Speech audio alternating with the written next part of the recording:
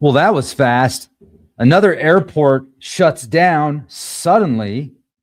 What the heck is going on? Hey, everybody. Rex Bear, Leak Project.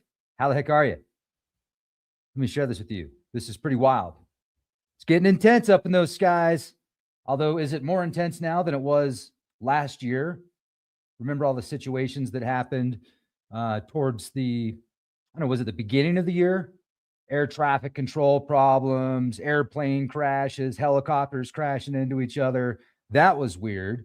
And the political fallout on that was also quite interesting. I think there's more to the story, but I usually do. And that's pure speculation, obviously. So, but let me show this to you. So this is wild. Newark Airport reopens after aircraft emergency caused ground stop. FAA says Newark Liberty International Airport has reopened after an aircraft emergency caused a ground stop Wednesday evening, according to the Port Authority of New York and New Jersey. A plane had to be evacuated, prompting a temporary closure of the airport. Port Authority said a JetBlue flight took off from Newark about 5:45 p.m. The flight then immediately had to turn around after experiencing engine failure. Man, there's all sorts of stuff going on out there. Check us out on Patreon. Also, subscribe to us on YouTube and Rumble. We have exclusive videos on Patreon and Rumble. And let's get into this a little bit more. Do you remember just a few days ago, El Paso International Airport? A party balloon gets shot down by a military laser, causing at first what was going to be a 10-day closure. That was wild. Nothing like that has happened as far as the closures are concerned out here in the States since 9/11. So what was that all about? Oh, it was a party balloon, and somebody got a little excited. They had their finger on the button, and they're like, laser, laser. Oh, I thought it was a Mexican cartel drone. Nope, it's just a party balloon. Well, we better shut the airspace down for 10 days. Yep, shut it down. Get a phone call. A few minutes later, oh, we're going to reopen it. It was just a party balloon. Was it really just a party balloon? I don't know. Maybe. I mean, it could be. I'm not convinced, but it takes a lot to convince me. So 10 days, that's how long they were going to close the airspace. The Pentagon and CBP were testing a laser system, which reportedly shot down party balloons. Was it one party balloon or a multitude of party balloons? Because I paid good money for those party balloons, and it was just a party. What was really out there? Now, I theorize, this is just, speculation again, but what if it was like an adversary stealth jet or some type of UFO or UAP or very highly advanced stealth drone? That to me makes more sense. And then the laser gets activated, the laser misses the stealth drone, and it gets the party balloons instead. And they're like, oh, shut it down. We better come up with a story quick. Something's weird there. Very, very weird. But once again, I mean, it could be. But the fact that they said 10 days, that they shut it down for 10 days over that one incident, to me, seems like there's something else missing from the story. Now, this is very sad news, and I'm surprised and not surprised at the same time that this isn't all over the mainstream news like the two previous incidents where people, for example, Good and Preddy, the two protesters that were taken out by ICE. Well, when that happened the second time with Preddy, the nurse, I was talking to somebody and I said, oh no. I said, it's going to be a teacher next. And that was just what came to my mind. That was just what I thought, right? And look at this. Teacher Linda Davis killed in crash involving Oscar Vasquez Lopez. So this story describes a illegal immigrant evading ICE, jumping in his car, taking off, and in doing so, hits this teacher. And now it's when you read the news, before it was ICE that did it, this time it's an illegal immigrant running away from ICE. So I was right about the teacher, but I didn't think it was going to happen this way. I thought but I just knew it was going to be a teacher. And this was like, how long ago was this? A week, 2 weeks ago? So that's why you want to watch Leak Project, because for whatever reason, a lot of times we know something's going to happen before it does, and we talk about it, and here you go. Now, why isn't the mainstream talking about this all over the front page? Because it's like the opposite of the narrative before. Very, very unfortunate. So, in other news, Iran's supreme leader threatens to sink U.S. aircraft carriers sent to the Middle East as nuclear talks continue. That's some pretty intense rhetoric, but there's been a lot of that for a lot of years with the Iranian regime. Now, we're going to get into this more in a minute, but let's go back to this incident at the airport at Newark. I've got notes. A JetBlue flight 543, departed Newark around 5:45 p.m. Wednesday, headed for Palm Beach, County, Florida. Shortly after takeoff, the plane experienced engine failure and smoke appeared in the cockpit and cabin, prompting the decision to return. The aircraft landed safely back at Newark, and passengers were evacuated onto the tarmac using emergency slides. This type of evacuation automatically triggers a shutdown of operations at the airport for safety reasons. The FAA issued a ground stop, pausing all arrivals and many departures while emergency crews secured the area. The closure lasted roughly till 7 p.m. local time, though some reports indicated restrictions extending later into the night. About 122 passengers were on board the flight. No major injuries were initially reported, though one passenger was taken to a local hospital after reporting chest pains. JetBlue emphasized the safety is its top priority and said it would cooperate with investigators. The Federal Aviation Administration said it would investigate the cause of the engine failure and smoke incident. The FAA also noted that after an airport evacuation using emergency slides, airport operations are routinely halted until the runway and aircraft are clearly safe.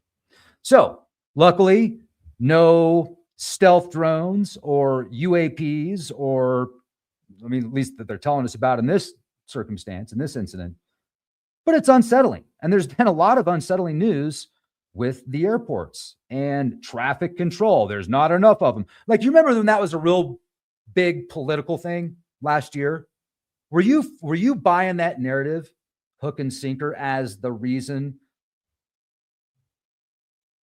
to why these accidents were taking place? Because they just didn't have enough people that were doing it, and the people that were doing it weren't competent enough.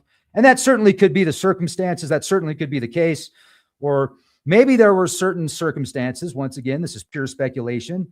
But what if there was something more involved? Because I did some research into like GPS jammers and certain technologies that are being used in times of war and military exercises and clandestine operations. And there's a lot of dangerous stuff that can be done with these technologies that could potentially cause problems or accidents, or some of the stuff that was reported in the news, but not reported in the news, if that makes sense. Luckily, everybody's okay from this incident. Also, remember that last year, almost half the fleet of Airbuses, I think it was almost 6,000 of these jets, had to be grounded because there were reports of spikes of radiation, which caused the GPS system in the plane or certain software in these planes to do fast drops. How did they refer to it? Let's pull that up. Why did they ground the Airbus?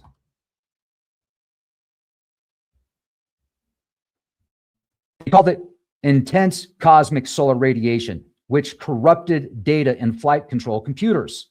So in this circumstance, when actually, one of these jets was in operation and it started to nosedive when it was glitching out, so they ground basically half of the half of the operational Airbuses. I think they've got about 12,000 in operation, and they ground 6,000 approximately. They update the software, and they say that the issue was triggering emergency airworthiness directives stemmed from a software flaw that could interfere with pitch controls.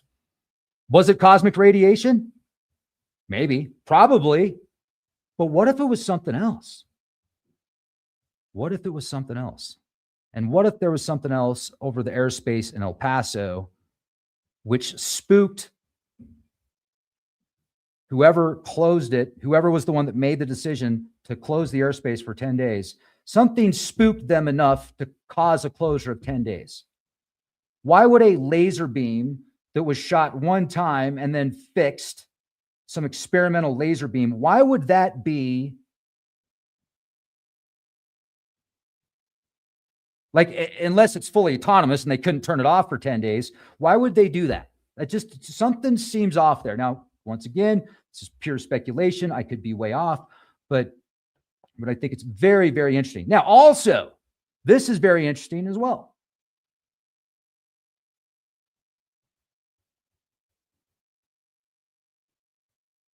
Here we go.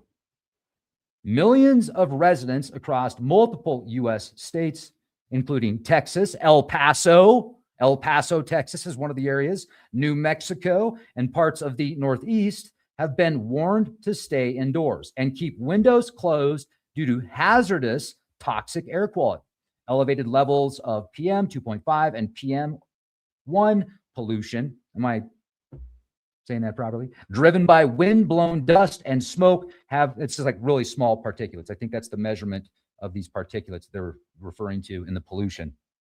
Driven by wind-blown dust, smoke have created dangerous conditions, prompting the EPA and NWS to advise limiting outdoor activity. Air quality alerts are currently in place for areas in Texas, New Mexico, New York, Pennsylvania, Delaware. El Paso is the first place that's mentioned. Dangerous conditions. El Paso. Man, El Paso has amazing food. The food in El Paso and the culture in El Paso is amazing. I used to live in San Antonio, and it's awesome. I miss the food, and I miss the Riverwalk. I do not miss the traffic. I do not miss the millions of people. I do not miss the flat lands. But sorry, change the subject here. Reportedly, air quality index levels worse than major global cities due to PM dust. Other regions are experiencing high PM 2.5 fine particle pollution. The pollutants are considered hazardous to all, with significant risks to sensitive groups, elderly, children, those with heart-lung conditions. Short-term, this can cause respiratory issues, and long-term exposure can cause serious chronic health problems. Stay indoors, watch the news, eat GMO food, drink fluorinated water. Okay, I was joking about the fluorinated water and the GMO food, but you know what I mean. Did you hear about this?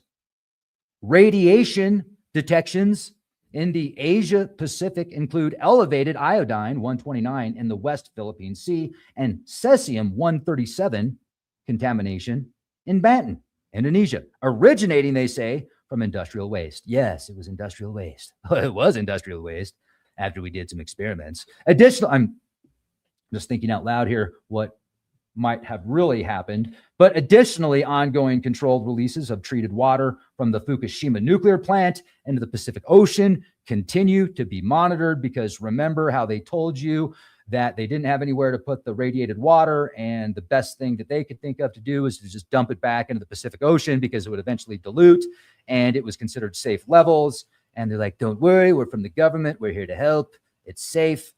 And yeah, so January 2026 study found iodine-129 levels nearly 2 times higher than in other local waters, though officials stated they do not pose an immediate health threat. Radioactive cesium-137 was also detected October of last year in an industrial area, impacting local businesses, including shrimp farming. Yeah, remember all the shrimp they recalled because they're like, it's radioactive shrimp. Like, what isn't radioactive anymore? We live in the radioactive age. I don't even think you can find, I don't drink wine, but I read a report once that said all wine that you drink now will have some radioactive signature in it because of the radioactive fallout from nuclear testing, nuclear reactors, nuclear waste. But before the nuclear age, you could actually find wines that didn't have radioactive isotopes in them. Maybe that's why it costs more for old wine, because it has less radiation. Maybe you want to pay more for radiation. That's what you want to do. It's going to be like Spider-Man. You're going to get bit by a radioactive spider. You're going to have superpowers. Don't worry. Yeah. You're going to love it. High concentrations of tellurium 129M and iodine 131 were historically detected near Fukushima plant shortly after the 2011 disaster. While these incidents raise concerns, they're generally closely monitored by international organizations that love you so much, and in some cases are part of controlled, regulated, or localized environmental issues rather than widespread regional catastrophes. Oh, I feel so much better, don't you? Well, did you hear about this? U.S. official Christopher Yeehaw, Yeehaw. Sorry, Christopher, but I like that name. I mean, that's a cool name, Christopher. Yeehaw! I like that, man. Yeah. Anyway, he's from Texas. Just joking. U.S. official Christopher Yeehaw discusses alleged Chinese nuclear test. The U.S. releases new details on alleged secret Chinese nuclear test.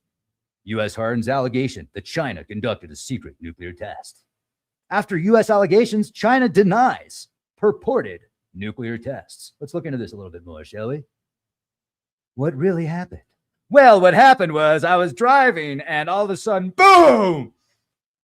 All right, so in February of 2026, the United States released new intelligence alleging China conducted a secret low-yield nuclear test in 2020, challenging Beijing's so this was a while ago.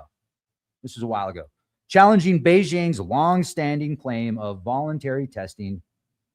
The incident, U.S. officials, including Assistant Secretary of State Christopher Yeehaw, disclosed that a seismic station in Kazakhstan detected a 2.75 magnitude explosion at China's Lopner test site, June 22nd, 2020. There's a lot of twos there.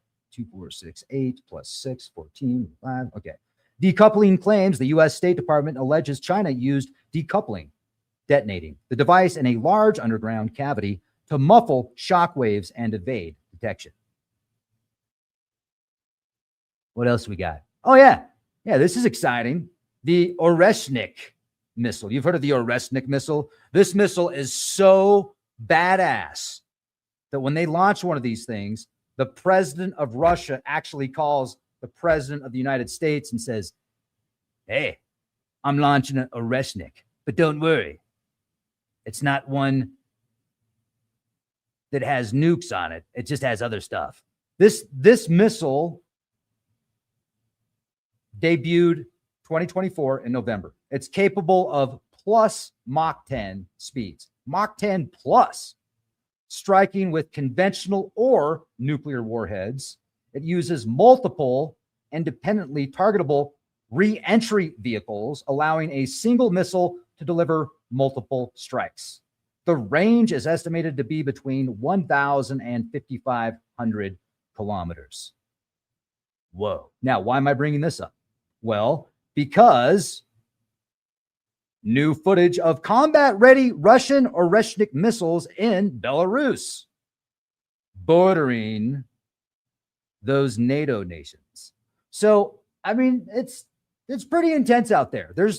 I think that there are dozens of F-35s, and who knows what these F-35s are equipped with, basically at Russia's doorstep and China's doorstep. We have sent militarily an armada to Iran, very similar to the buildup of capturing Maduro in Venezuela. And I think there's going to be a lot more. I think there's going to be a lot more of this. But the tactics here, interesting timing. Now, there's a couple of questions. Is it happening now? Is this news coming out happening now about Iran and conflict in the Middle East compared to other news? Like, what's the story here? What's the story? Am I making sense? Have you seen the movie Wag the Dog? Which one's Wag the Dog? What main news story right now is it? Like, they're like, hey, over here. Oh, we're over here, man. We're over here. I don't know. But it's also funny because there's been talk lately about how President Trump's going to disclose aliens. And I'm like, yeah, it's perfect timing. Perfect timing. So anyway, this is just a live action role play for entertainment purposes only. And pure speculation, like, I don't know. But thank you for watching the show. And are you not entertained? Be the change you want to see.